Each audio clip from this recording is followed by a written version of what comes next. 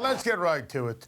Chiefs visiting the Raiders tonight on CBS. The Chiefs are 3-point road favorites. Todd Fuhrman's been with us for 3 years on Time to Shine. Not once has he picked the Oakland Raiders. With that said, Todd Fuhrman, take your pick. Adam, I want you to clean out your IFB. I want you to pull up a chair because you're going to need to be sitting down for this pick. I'm taking the Oakland Raiders for the first time in Time to Shine. Give me the 3 points with Derek Carr and company. This team is in desperation mode amid a 4-game losing streak. You look at Kansas City, they were beat up physically by Pittsburgh, traveling across multiple time zones for a game on a short week. We saw the Raiders struggle in this same spot last year going to Arrowhead. I think for at least 1 week, and maybe 1 week only, the Raiders in 2017 look like the 2016 edition. Give me the black and silver plus those points. I'm sorry, we're going to have to get engineering in here. I mean, I think my IFP's not working. Did he pick the Raiders for the first time in 3 years? This is the day of all days you pick the Oakland Raiders? I always pick the Oakland Raiders. What's up is down, what's left is right. I don't have anything to believe in anymore. I'm taking Kansas City. For all the reasons we documented earlier in the show, I got nothing. I officially, for the first time ever, I've got nothing. The Tennessee Titans are favored by 5.5 in Cleveland on Sunday. Todd Fuhrman, take your pick.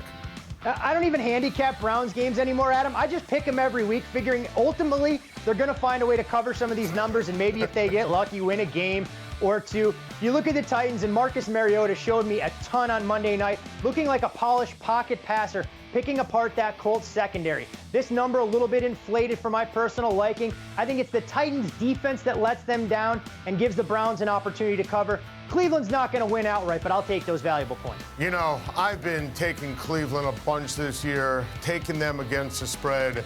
Not this week, Todd. I mean, you're right. The number's a little bit inflated. You're right. If Tennessee doesn't cover, it's probably because of the defense. But it's Cleveland. And I love Marcus Mariota. I love the Titans' offensive line. I love their run game. And it's Cleveland. Give me the Tennessee Titans to win and cover. The Jacksonville Jaguars, 3.5-point road favorites in Indy coming up on Sunday. Todd Fuhrman, take your pick. I feel like I'm going to take every home dog with fleas during this entire segment. So let's add the Indianapolis Colts to the mix here, coming off a short week themselves with the division rival in the Jaguars coming into town. But Adam, for me, this boils down to the Colts' ability to at least put up a little bit of resistance in the ground game. Leonard Fournette dealing with a sore ankle. I don't think he's going to be close to 100%. And if he can't carry the ball 20 to 25 times, we know what that means. It's Blake Bortles throwing the ball all over the yard. We've seen Jacksonville in this role as road favorite. They laid an egg at the Jets. Would it shock you in the least if they did it at Indy? I don't love this Colts team, but I think Jacoby Brissett can make enough plays to give us a puncher's chance to cover here. You know, Todd, you backed it up brilliantly with the ambiguity on Leonard Fournette. And even if we find out he goes, is he going to be 100%? Look, I think Jacksonville wins and covers because of the defense. I think that's what this is all about. I could make the case their cornerback combination has been the best, bar none, in the NFL this year. Jalen Ramsey, A.J. Bouye, that's where they win. That's where they cover. Obviously, Blake Bortles gives me the heebie-jeebies. The New Orleans Saints headed to Lambeau Field. 5.5-point favorites against the Green Bay Packers. Todd Fuhrman, take your pick. Sometimes the hardest bets you have to make are the ones that ultimately being your strongest investments.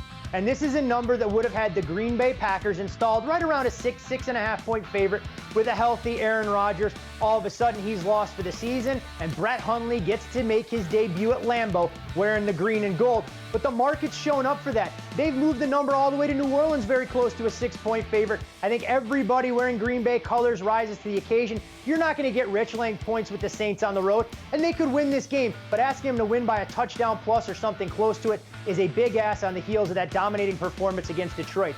Give me Green Bay with an offense that's going to look a lot different with Brett Hundley under center than it does with the Magic Man wearing number 12. Well, Todd, I give you credit. I thought this was the single toughest game of the week to pick. And I like Brett Hundley more than most, and I've talked about that here all week long on Time to Shine. I think he's going to be fine. Not Aaron Rodgers, obviously, but fine. I just think maybe I was wrong, and a lot of people were wrong on the Saints. I think they're pretty good. I think their defense is going to make some plays. I think they can rush the passer. Normally, I wouldn't even apply that if it was Aaron Rodgers. but it's not. The Green Bay offensive line has not been great. Rodgers has covered for that. Kamara with a big game. Breeze with a big game. I don't love that Green Bay defense. I'm going to take the Saints here. I don't love it, but take the Saints to win and cover. The Arizona Cardinals, the LA Rams, kick off in London on Sunday. The Rams are favored by 3.5. Todd Fuhrman, take your pick. Well, since I think I've had these Oakland Raiders figured out, Adam, where they were my bugaboo last year, I may as well make room for the Rams to be the Achilles heel for me this season. So I'm going to pick against them here with Arizona on the heels of a resurgent ground game. Adrian Peterson, whatever he did on that plane ride from the Big Easy to the desert, it was a fountain of youth. Now, I'm not sure he's going to repeat that kind of performance against Aaron Donald and company this week, but at least gives them a semblance of balance. And I think Carson Palmer spreading the ball around to what appears to be the healthiest his receiving core has been. I think that Arizona Cardinals secondary is going to pose some problems for Goff. And there was a little bit of smoke and mirrors in the Rams win over the weekend at Jacksonville. I think water reaches its level here, and I look for Arizona not only to cover this particular spot, but to come back from across the pond with a victory in their back pocket. Wow, and usually I'm guilty of loving the Arizona Cardinals. I can't stress enough how much I love the LA Rams, and that was one of the few games I got right, and I picked LA to win last week. I felt great about it. I just think LA's a better team. I think they have the better run game. I think they have the better quarterback. I think they have the better head coach. I think they have the better defense. I'm not going to overreact to Adrian Peterson from a week ago. I think he's going to be fine. I think he's going to have another good game. I just think the Rams, simply put, are the better team, and they're going to win and cover. Super Bowl rematch on Sunday night. The Falcons, the Patriots in New England. Tom Brady's team is favored by 3.5. Todd Fuhrman, take your pick. Adam, I had to go through a little bit of history here to figure out the last time the Patriots had been this short a home favorite.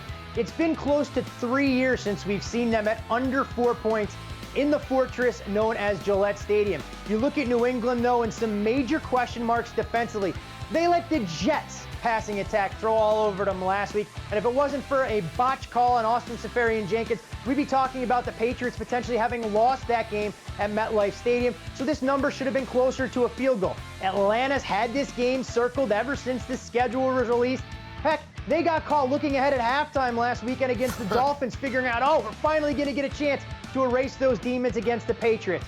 For 1 week and maybe 1 week only, Matt Ryan and this Falcons offense is going to show their versatility. They're going to put pressure on Tom Brady from the defensive end position. And I think Atlanta is going to exact a little bit of revenge because the game doesn't have nearly as much meaning. But I like the Falcons here as a live underdog. I just haven't seen enough from New England defensively to lead me to believe that they can get stops consistently against Atlanta. Todd, I'm taking the Falcons to win the game outright. I am with you completely.